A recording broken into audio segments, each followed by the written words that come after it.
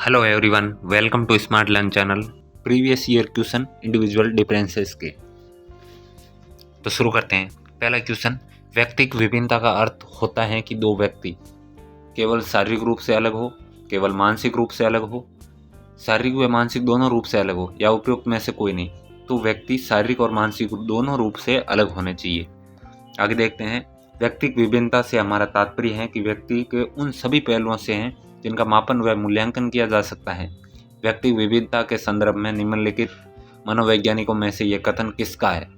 तो ये कथन आपको याद कर लेना है। स्किनर साहब का कहना है कि व्यक्तिक विभिन्नताओं से हमारा तात्पर्य है कि व्यक्तित्व के उन सभी पहलुओं से हैं जिनका मापन व मूल्यांकन, जिसको मापा व मूल्यांकन किया जा सकता है, उसको मापा जा सकता है। ये व्यक्तिक विभिन्नता के संदर्भ में परिभाषा दी है स्किनर साहब ने। आगे देखते हैं तीसरा क्वेश्चन, शारीरिक क्रियाओं में सफल होने के लिए की योग्यता में एक समूह के व्यक्तियों में सभी बहुत अधिक विभिन्नता होती है।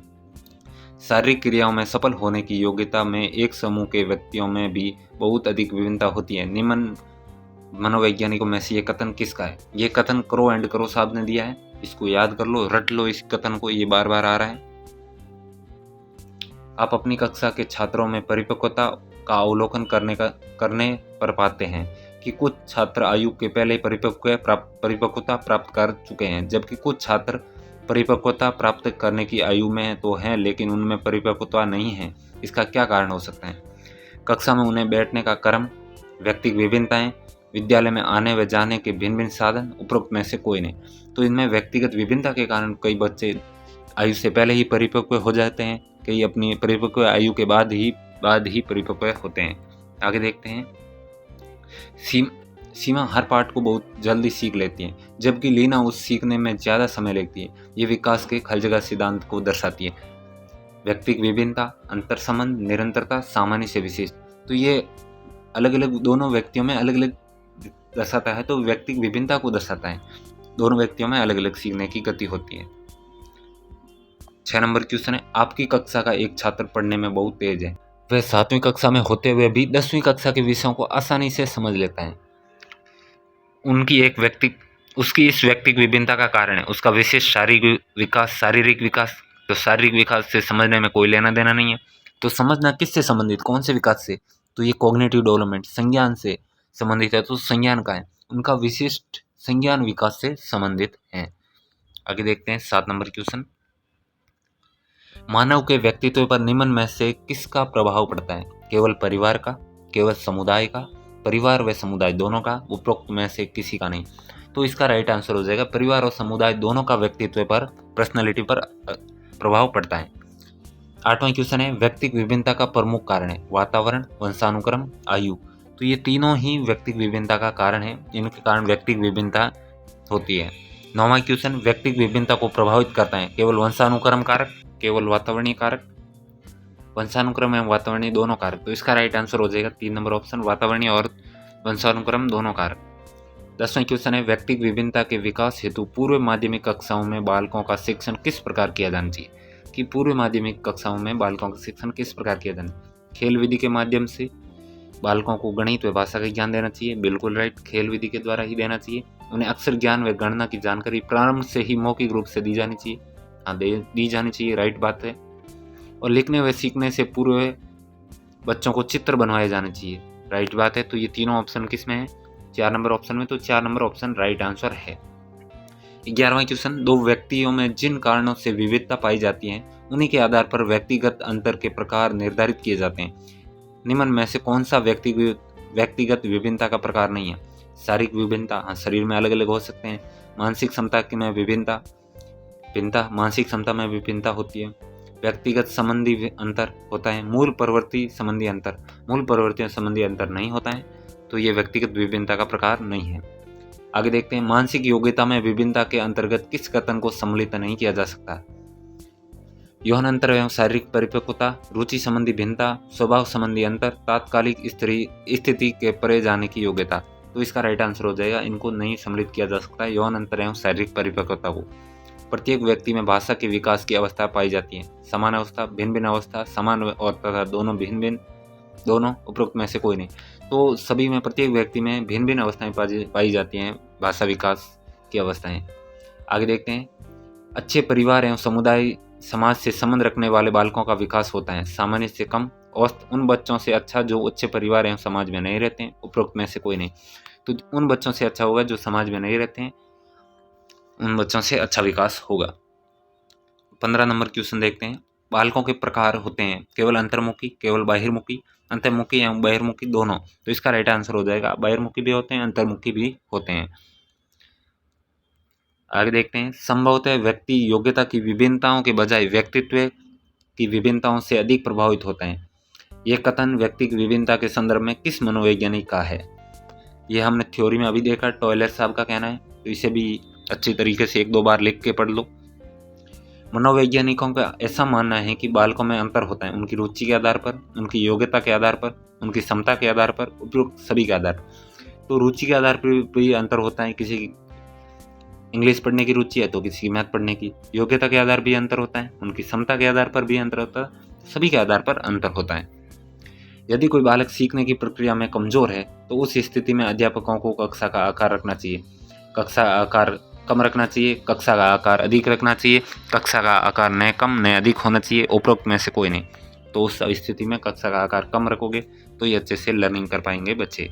धर्म एवं समाज दोनों हैं एक दूसरे के से पृथक, मतलब एक दूसरे से अलग, एक दूसरे से के पूरक। समाज का धर्म से कोई मतलब नहीं होता, उपरोक्त में से कोई नहीं। तो ये एक दूसरे के पूरक हैं, समाज और धर्म। जाति से संबंधित व्यक्तिगत अंतर को दूर करने के लिए व्यक्ति को करना चाहिए केवल पूर्वाग्रहों से स्वयं को दूर रखना, पूर्व धारणा तथा सोच में बदलाव लाना, नकारात्मक प्रवृत्तियों से हटकर सोचना, रूढ़िवादी दृष्टिकोण में सकारात्मक बदलाव लाना। पूर्वाग्रहों से भी दूर रखना है, पूर्व धारणा तथा सोच में भी बदलाव लाना है, नकारात्मक प्रवृत्तियों से हटकर सोचना है, रूढ़िवादी दृष्टिकोण को सकारात्मकता लाना है। तो इसका राइट आंसर हो गया चारों ही सही है। तो चारों किसमें? 4 नंबर ऑप्शन में, तो चारों ही सही है। नेक्स्ट क्वेश्चन है, शिक्षार्थी व्यक्तिगत विभिन्नता प्रदर्शित करते हैं, अतः शिक्षक को अधिगम की एक समान गति पर बल देना चाहिए, सीखने की विविध अनुभवों की उपलब्ध करवाना चाहिए, कठोर अनुशासन सुनिश्चित करना चाहिए, परीक्षाओं की संख्या बढ़ा देनी चाहिए। तो शिक्षक को सीखने के विविध अनुभवों को उपलब्ध करवा देना चाहिए जिससे बच्चे सभी अच्छी तरीके से सीख पाएं। 22वां क्वेश्चन है, शैक्षणिक क्षेत्रों में निष्पादन के आधार पर शैक्षणिक क्षेत्रों में निष्पादन के स्तर को बढ़ाने का औचित्य स्थापन किस आधार पर किया जा सकता है? व्यक्तिगत विभिन्नता को संतुष्ट करता, या होशियारकृत विद्यार्थियों के लिए प्रतिपूरक भेदभाव की नीति का अनुगमन करता, या सार्वभौमिक धारणा को सुनिश्चित करना, यह हाथ से किए जाने वाले श्रम के प्रति सम्मान विकसित करता है। तो इसका राइट आंसर हो जाएगा यह व्यक्तिगत विभिन्नता को संतुष्ट करता है। शिक्षार्थियों में व्यक्तिगत विभिन्नता को संबोधित करने के लिए एक विद्यालय किस प्रकार का सहयोग उपलब्ध करवा सकता है? सभी शिक्षार्थियों के लिए समान स्तर की पाठ्यचर्या का अनुगम, बाल केंद्रित पाठ्यचर्या का पालन करना और शिक्षार्थियों को सीखने के अनेक अवसर उपलब्ध करवाना। शिक्षार्थियों में व्यक्तिगत विभिन्नताओं को समाप्त करने के लिए हर संभव उपाय करना, धीमी गति से सीखने वाले शिक्षार्थियों को विशेष विद्यालयों में भेजा जाना। तो इसका राइट आंसर हो जाएगा बाल केंद्रित पाठ्यचर्या का पालन करना और शिक्षार्थियों को सीखने के अनेक अवसर उपलब्ध करवाना। 24वां क्वेश्चन है, कक्षा में विद्यार्थी को व्यक्तिगत विभेद। पहला ऑप्शन लाभकारी नहीं है क्योंकि अध्यापक को वैविध्यपूर्ण कक्षा को नियंत्रित करने की आवश्यकता है। दूसरा हानिकारक है क्योंकि इसमें विद्यार्थियों में परस्पर द्वंद्व उत्पन्न होते हैं। अनुपयुक्त है क्योंकि वे सर्वाधिक मंद विद्यार्थियों के स्तर तक पाठ्यचर्या के स्थानांतरण की गति को कम करते हैं। चौथा ऑप्शन लाभकारी है क्योंकि वे विद्यार्थी की संज्ञानात्मक संरचनाओं को खोज करने में अध्यापकों को प्रवृत्त करते हैं। तो इसका राइट आंसर हो जाएगा वे लाभकारी हैं और विद्यार्थियों की संज्ञानात्मक संरचनाओं को खोज करने में अध्यापकों को प्रवृत्त करते हैं। आगे देखते हैं 25वां क्वेश्चन, हम सभी अपनी बुद्धि, प्रेरणा, अभिरुचि आदि के संदर्भ में भिन्न भिन्न होते हैं, अलग अलग होते हैं। यह सिद्धांत संबंधित है व्यक्तिगत विभिन्नता से, बुद्धि के सिद्धांतों से, वंशानुक्रम से, पर्यावरण से। तो इसका राइट आंसर हो जाएगा, अभी पढ़ रहे थे, व्यक्तिगत विभिन्नताओं से संबंधित हैं। शिक्षार्थी अधिगमकर्ता की व्यक्तिगत विभिन्नताओं के संदर्भ में शिक्षिका को चाहिए निगमनात्मक पद्धति के आधार पर समस्याओं का समाधान करवाना चाहिए। निगमनात्मक मतलब नियम पहले देना और उदाहरण बाद में। कलन विधि का अधिकतर प्रयोग करना चाहिए। याद करने के लिए शिक्षार्थियों को तथ्य उपलब्ध करवाना चाहिए। विविध प्रकार के अधिगम परिस्थितियों का उपलब्ध करवाना। अलग अलग विविधता है शिक्षार्थियों में, तो उन्हें विविध प्रकार के अवसर उपलब्ध, परिस्थितियाँ उपलब्ध करवानी चाहिए जिससे वो अच्छी प्रकार से सीख सकें। तो इसका राइट आंसर हो जाएगा 4 नंबर ऑप्शन बिल्कुल करेक्ट आंसर है। आगे देखते हैं 27 नंबर क्वेश्चन। अपनी कक्षा की व्यक्तिगत विभिन्नताओं से निपटने के लिए शिक्षक को चाहिए कि वे बच्चों को उनके अंक के आधार पर अलग करने को नामित करें। ऐसा बिल्कुल नहीं करना है। बच्चों से बातचीत करें, उनके दृष्टिकोण को महत्व दे, विद्यार्थियों के लिए कठोर नियमों को लागू करें, शिक्षण और आकलन के समान और मानक तरीके हो। तो इसका राइट आंसर हो जाएगा बच्चों से बातचीत करें, उनके दृष्टिकोण को महत्व दें, उनको बोलने के अवसर भी दें। ये राइट आंसर हो जाएगा। 28 नंबर क्वेश्चन। निम्नलिखित में से कौन सा उदाहरण प्रभावशाली विद्यालय की प्रथा का है? शारीरिक दंड, व्यक्ति सापेक्ष अधिगम, प्रतियोगितात्मक कक्षा, निरंतर तुलनात्मक मूल्यांकन। तुलनात्मक मूल्यांकन नहीं करना है, बच्चों में प्रतियोगिता नहीं करवानी है, शारीरिक दंड नहीं देना है, व्यक्तिगत सापेक्ष अधिगम करवाना है की प्रथा है। एक उभयलिंगी व्यक्तित्व है, समाज के प्रचलित रूढ़िवादी लिंग भूमिकाओं का पालन करता है, स्त्री लक्षणों वाले पुरुषों को संदर्भित करते हैं। व्यक्तित्व में ये एक उभयलिंगी, तीसरा ऑप्शन देखना, एक उभयलिंगी व्यक्तित्व में आमतौर पर माने गए पुरुष और स्त्री गुणों को समायोजन होता है। उभयलिंग व्यक्तित्व में दृढ़ अहंकारी होने की आदत होती है। तो इसका राइट आंसर हो जाएगा 3 नंबर ऑप्शन, आमतौर पर माने गए पुरुष और स्त्रियों के गुणों का समायोजन होता है। 30वां क्वेश्चन। व्यक्ति विभिन्नताओं का प्राथमिक कारण क्या होता है? किस कारण से? लोगों के द्वारा माता पिता से प्राप्त आनुवंशिक संकेत पद्धति के द्वारा, जन्मजात विशेषताएं, पर्यावरणीय प्रभाव, आनुवंशिक तथा पर्यावरण के बीच जटिल पारस्परिक क्रिया से। तो इसका राइट आंसर हो जाएगा आनुवंशिकी एवं पर्यावरण के बीच जटिल पारस्परिक क्रियाओं से होता है। बच्चों में भ्रांतियां ... हैं, दुर्लभ, प्राकृतिक, अप्रारूपिक, सामान्य, असामान्य। इसका राइट आंसर हो जाएगा प्राकृतिक है भ्रांतियां। किस प्रकार का शिक्षण शास्त्र एक शिक्षक को अपनी कक्षा में व्यक्तिगत विभिन्नताओं का ध्यान रखने में सहायता करेगा? मानकीकृत व एक समान, संलग्न व संदर्भित, पूरी तरह से परीक्षाओं पर केंद्रित, पूरी तरह से पाठ्यक्रम पर केंद्रित। अगर यहाँ चाइल्ड सेंटर होता तो वो राइट हो जाता, नहीं तो संलग्न व संदर्भित, संदर्भ से जोड़ के पढ़ाना है वास्तविक दुनिया से, वास्तविक जीवन से। तो इसका राइट आंसर हो जाएगा बी नंबर ऑप्शन।